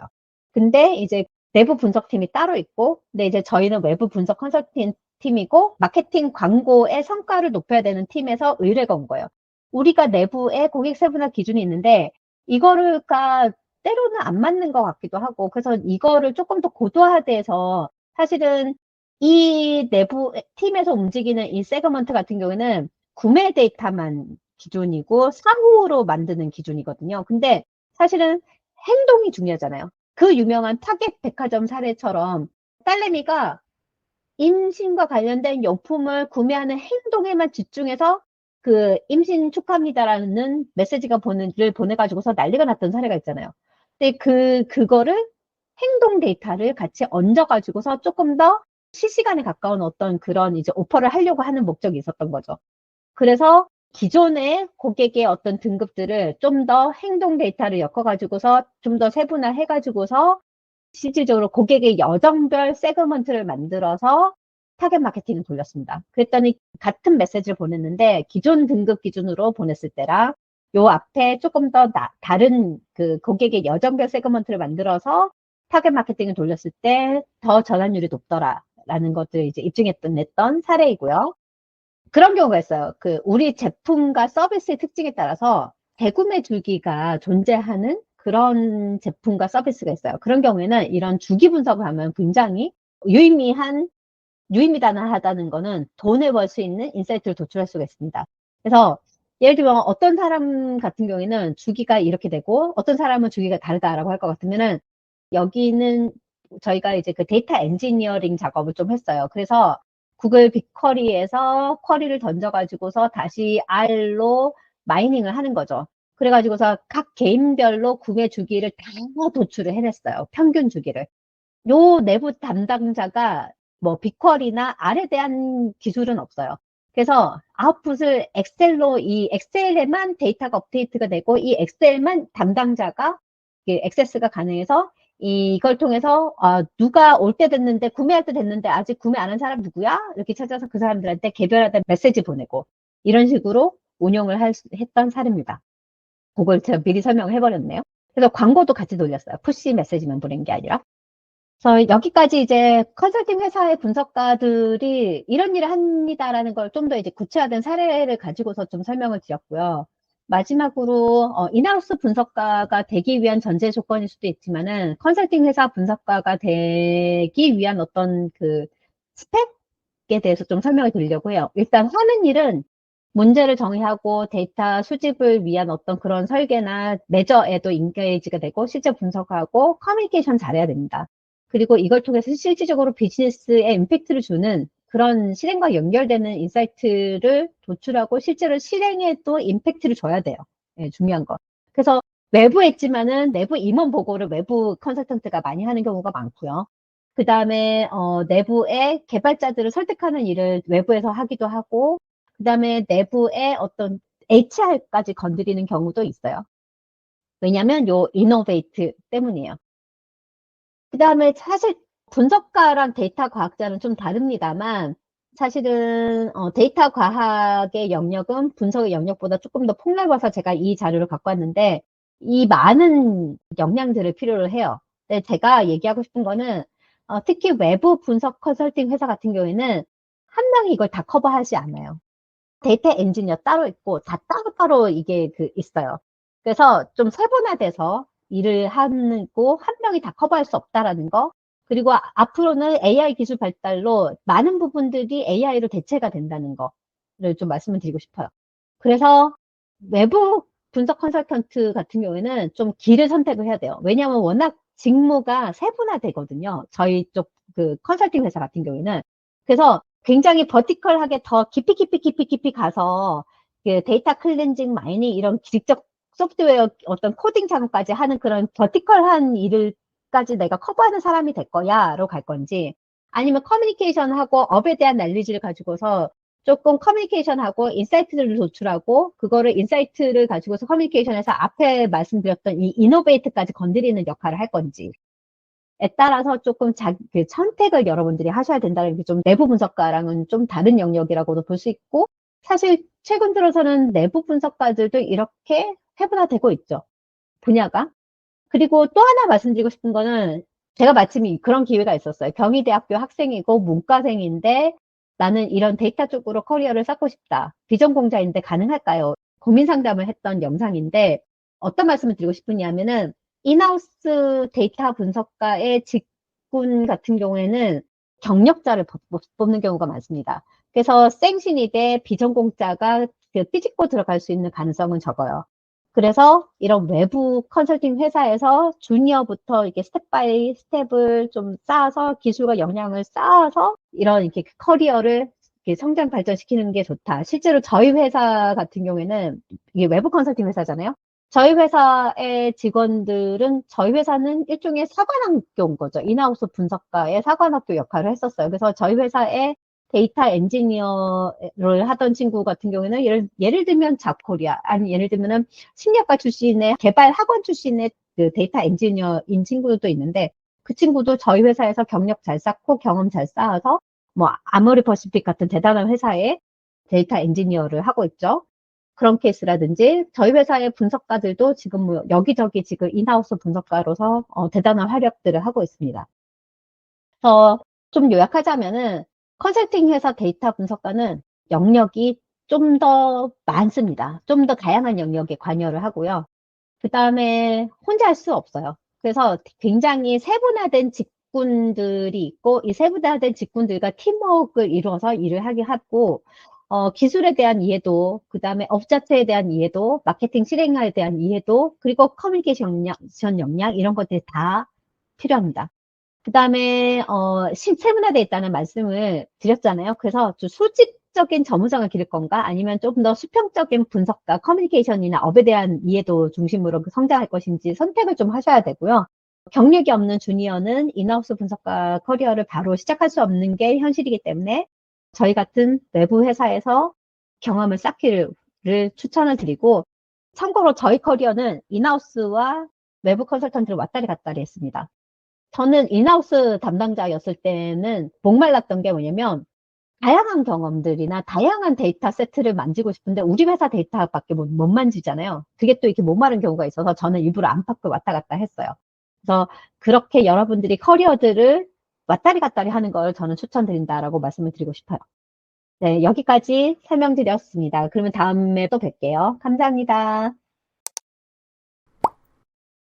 안녕하세요. SQL 코딩 테스트의 거의 모든 것, 공부 방법부터 실전 노하우까지로 강연을 할 윤선미입니다. 모두 만나서 반갑습니다. 강연을 시작하기 전에 자기소개를 간단하게 해볼게요. 저는 커리어를 겨울에 시작했어요. 그래서 이제 만 7년 차가 되는 데이터 분석가이고요. 한국식으로 뻥튀기를 하자면 8년 차입니다.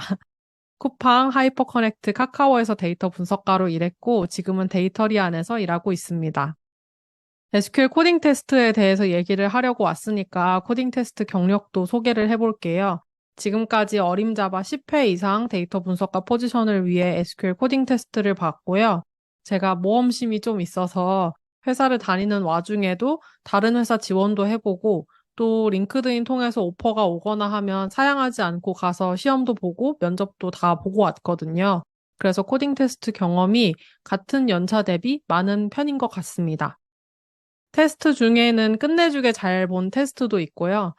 자랑을 좀 하자면 경력직 대규모 채용을 할 때 데이터 분석가 지원자 중에 유일하게 만점자였다는 얘기를 들었어요.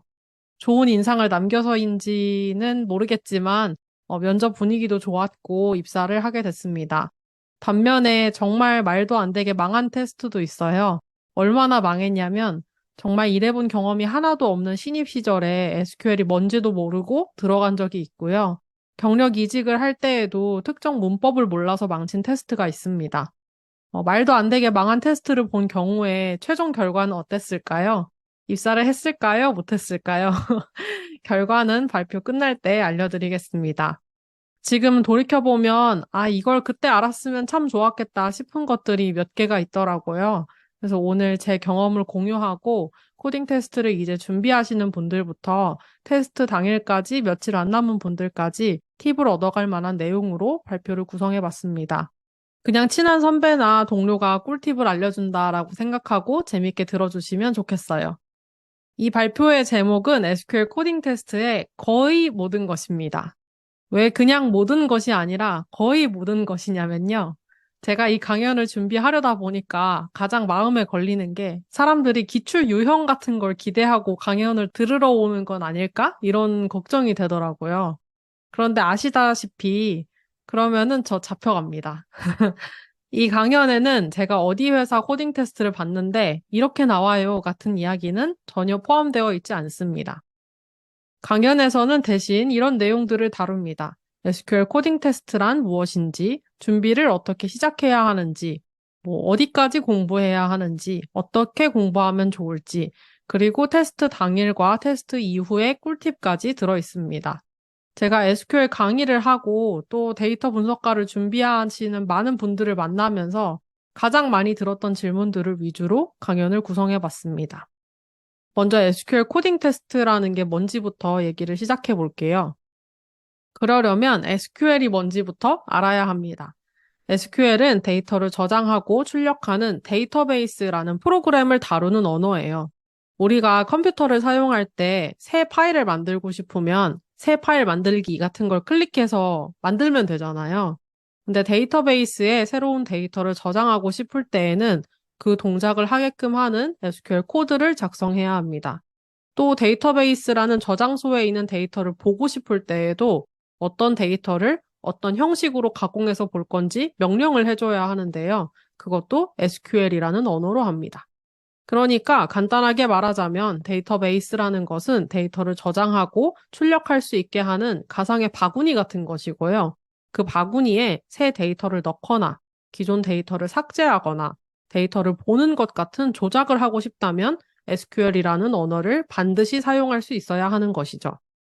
데이터 분석가는 데이터를 분석하기 때문에 이 데이터베이스를 조작하는 언어인 SQL을 자유자재로 활용할 수 있어야 합니다.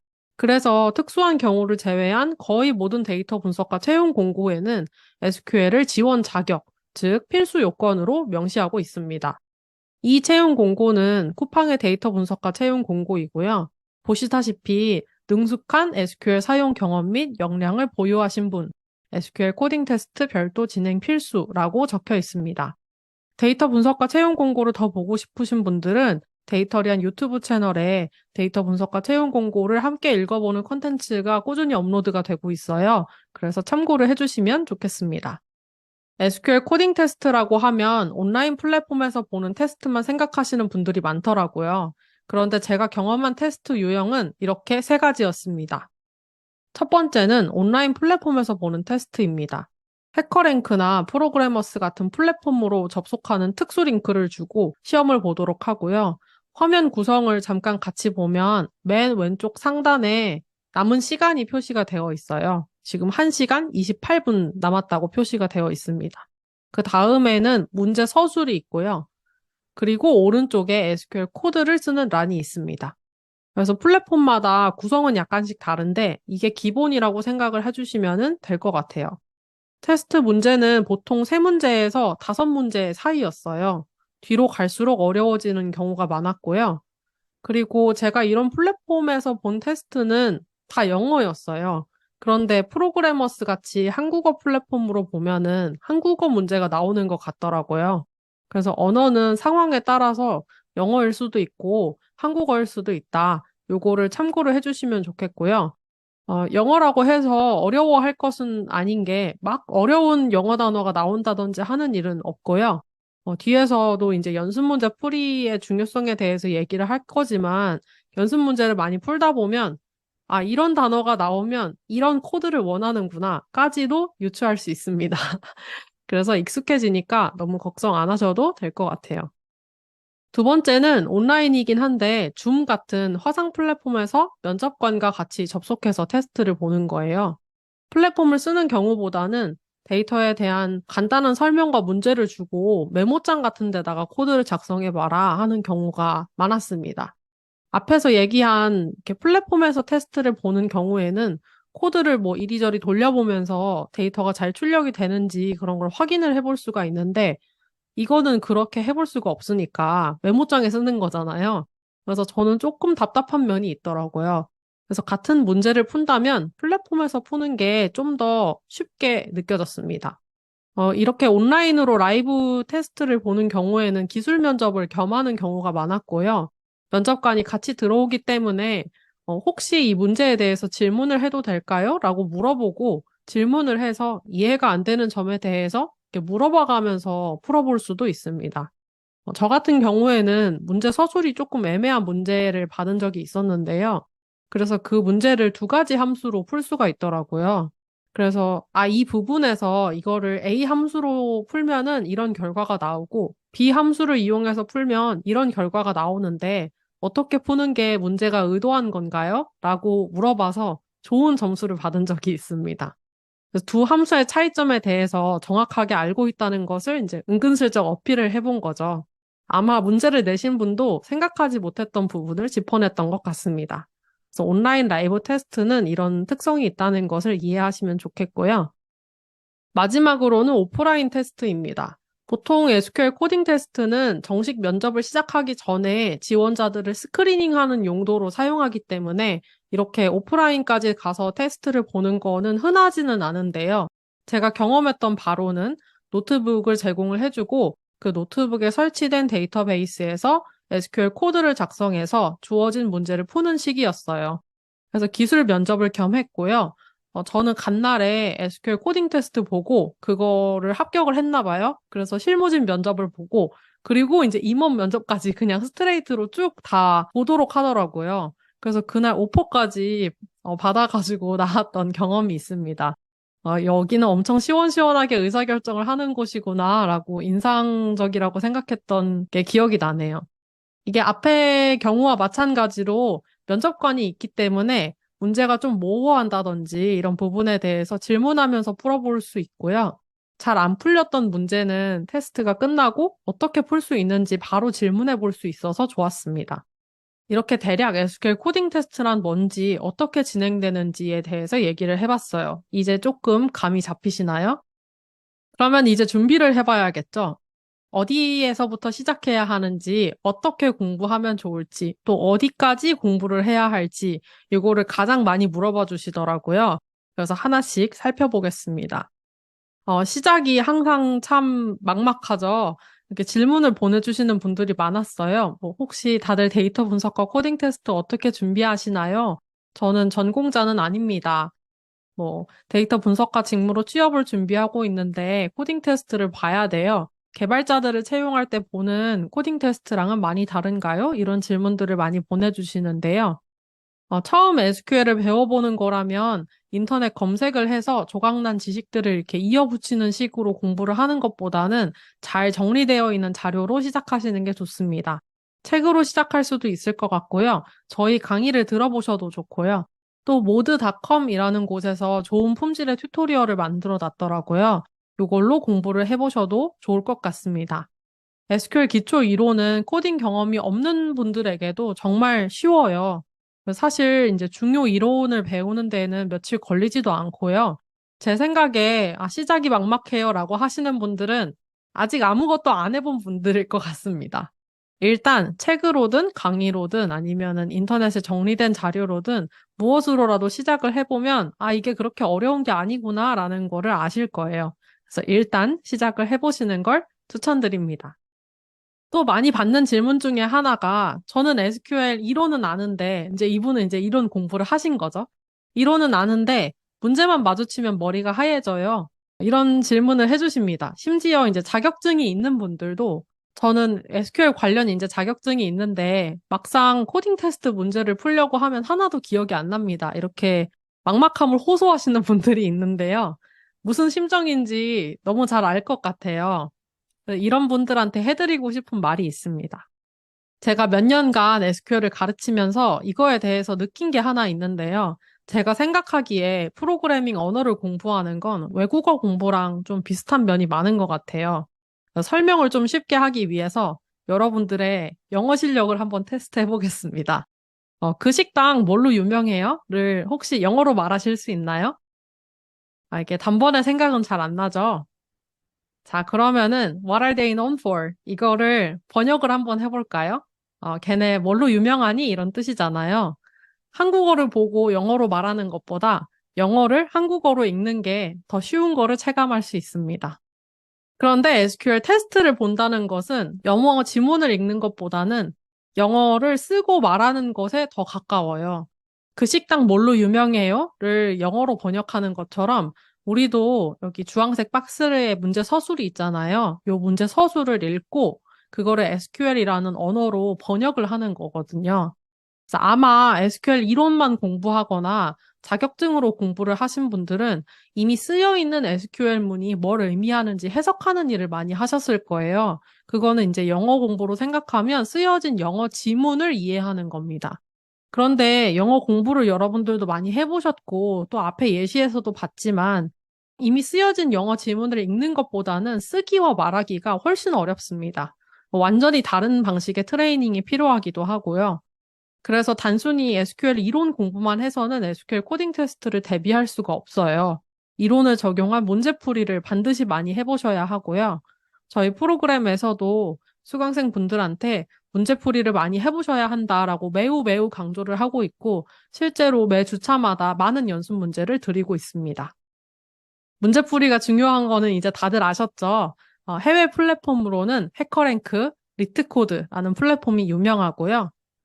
국내 플랫폼으로는 프로그래머스, 솔브 SQL이 있습니다. 솔브 SQL은 저희가 교육 프로그램에서 활용하고 있는 플랫폼이기도 한데요. 가입만 하시면 무료로 풀어볼 수 있는 문제들도 많이 있으니까 꼭 한번 방문을 해보시면 좋겠습니다. 오른쪽 QR코드는 제가 쓴 SQL 코딩 테스트 연습 사이트 4개 장단점 비교라는 글을 걸어 놓았어요. 이 글에 각 플랫폼에 대한 좀 더 자세한 설명이 들어있으니까 참고해 주세요.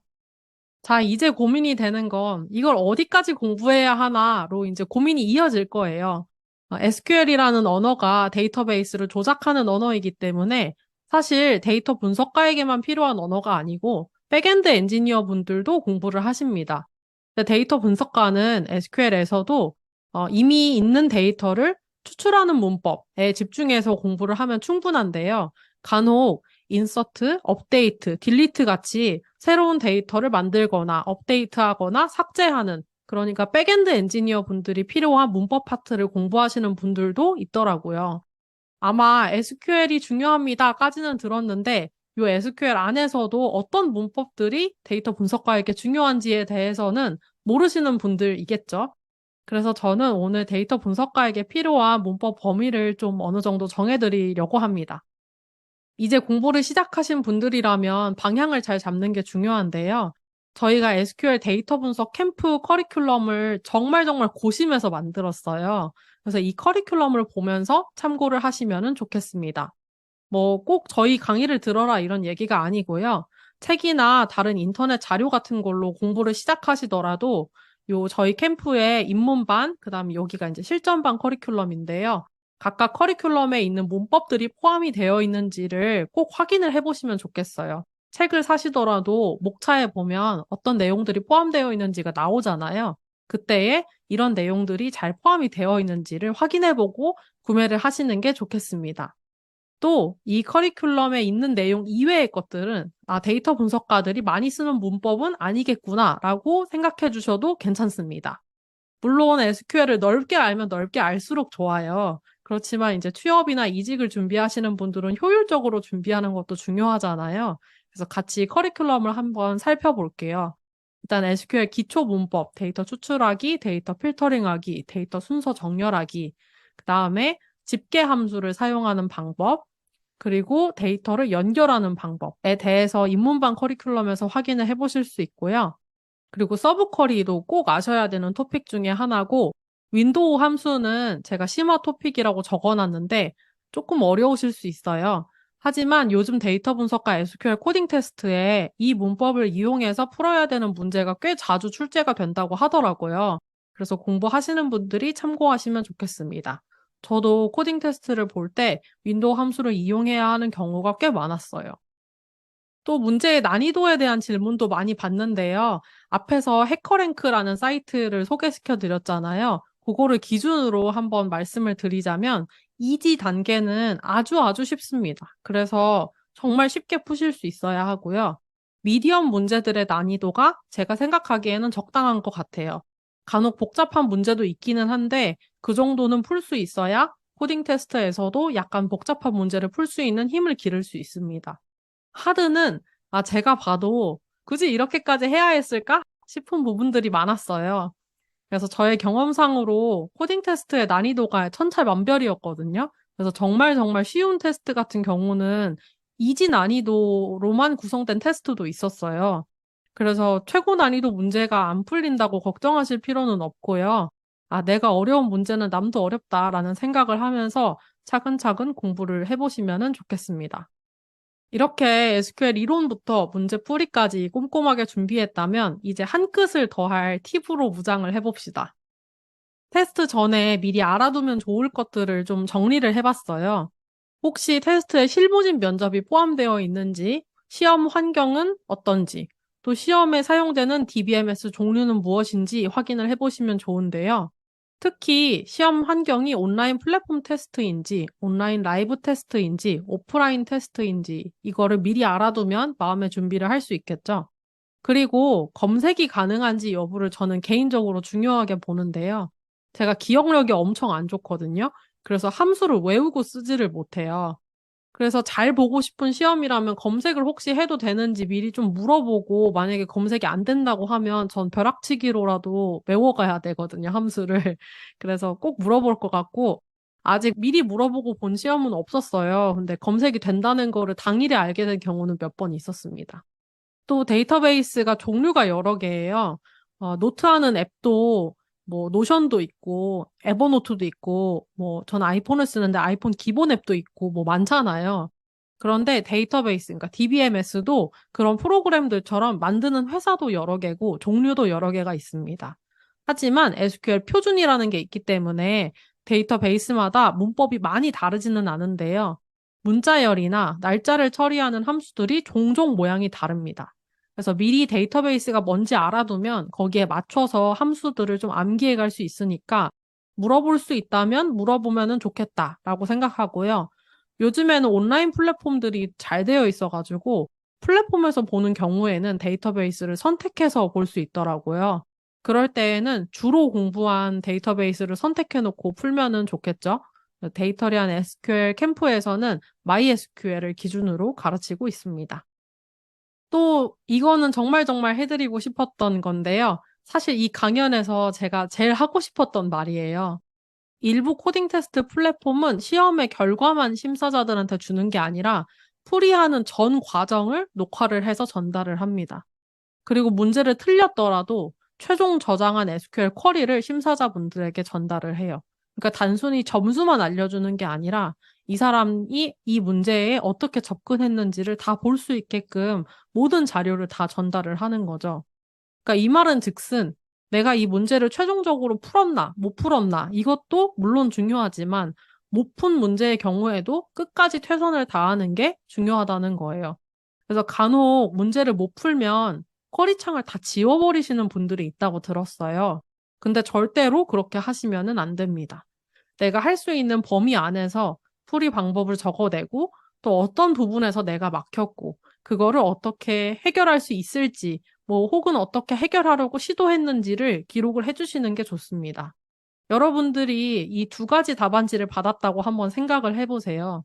둘 다 결과적으로는 틀렸어요. 그런데 둘 중에 한 명을 뽑으라면 누구를 뽑으시겠어요? 아예 손도 못 댔다면 어쩔 수 없는 거지만 만약 누군가가 풀이를 하다가 막혀서 제출 시에 쿼리를 다 지운 상황이라고 하면은 저는 왼쪽 사람하고는 절대 면접을 보지 않을 거예요. 회사 일을 하면서 문제를 만났을 때 해결 방식도 비슷할 거라고 유추가 되니까요. 똑같이 문제를 틀리더라도 오른쪽이 훨씬 멋지게 틀리는 방법입니다. 만약에 면접관이 라이브로 테스트에 같이 참여하고 있는 상황이라면 문제에서 이해가 안 되는 부분에 대해 질문을 해도 될지 여쭤보고 또 궁금한 점에 대해서 질문해 가면서 문제를 해결할 수도 있습니다. 좀 극단적인 예이지만 제 경험을 한번 얘기를 해볼게요. 제가 생 신입이던 시절에 면접을 보러 갔는데 갑자기 데이터를 보여주고 이걸로 뭐 어떤 결과를 내도록 SQL이라는 걸 적으라고 하는 거예요. 그런데 SQL이 뭔지 그 면접장에서 저는 처음 들었거든요. 그래서 면접관한테 물어봤어요. 외국인이었는데, SQL이 뭐예요? 하고 물어보니까 엄청 황당해 하더라고요. 근데 문제를 가만히 보니까 당시에 제가 파이썬을 배운 지 한 달인가 두 달인가 됐었는데 파이썬에 판다스라는 라이브러리로 풀 수가 있겠더라고요. 그래서 종이랑 펜을 혹시 줄 수 있냐? 내가 거기다가 코드를 적어서 주겠다. 근데 나는 SQL이라는 게 뭔지는 모르겠고 파이썬으로 적어가지고 주겠다 하고 이렇게 손으로 적어가지고 줬어요. 근데 그것도 이제 배운 지 얼마 안 됐으니까 정확하게 쓴 거는 아니었어요. 아마 실행을 해보면은 실행이 안 되는 코드였을 거예요. 그래서 쓰면서도 이게 정확한 코드는 아니고 내가 함수명이 정확하게 기억이 안 나는데 대략 이런 식으로 하면 될 것 같아 하고 이제 적어가지고 줬던 기억이 납니다.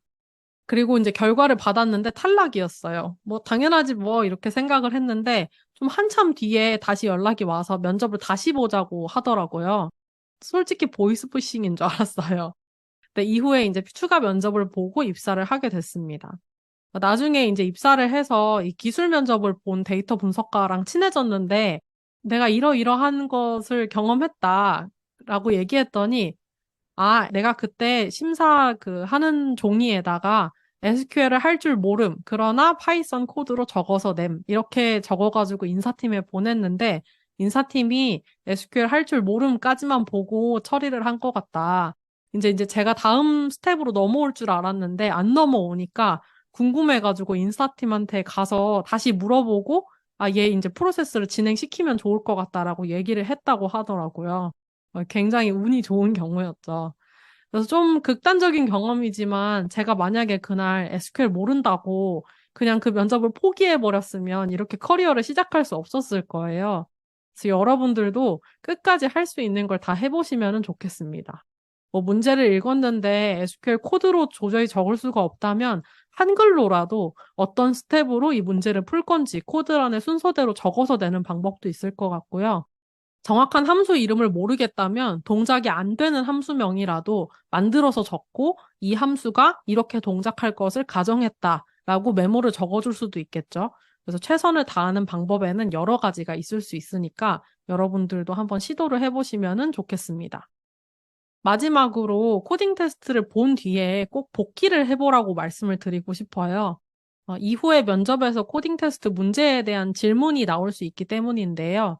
내가 테스트에서 푼 문제에 대한 설명은 당연히 하실 수 있어야 하고요. 풀지 못한 문제도 풀이 방법을 고민해서 가시는 것이 좋습니다.